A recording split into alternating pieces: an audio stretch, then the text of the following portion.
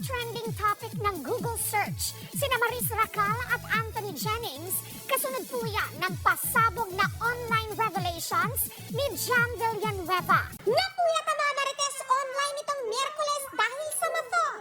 Ang patunay niya, nag-trending sa Google search ang pangalan ni Maris Racal at Anthony Jennings. Ayon sa graph na inalabas ng Google Trends, nakakuha ng peak score na 100. Ang pangalan ni Maris, pagtuntong ng 1 a.m. ng December 4. Ibig sabihin, nagkaroon ng maximum search interest sa pangalan ni Maris na nagtuloy-tuloy sa buong araw. By 12:40 a.m., bumulusok din sa search trend ang pangalan ni Anthony. Ang issue ng sexy conversations ni Maris at Anthony, dinaigang interes ng netizens sa surprise declaration ng martial law sa South Korea. Kung ang online world ay nabulabog ng mathon, lalo na syempre ang mundo ng showbiz.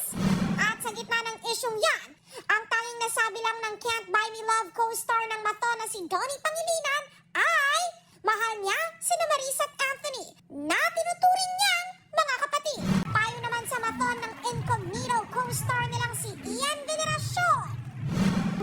You know, chill. Parang, ikaw ba naalala mo kung sino nag-viral, 3 weeks ago?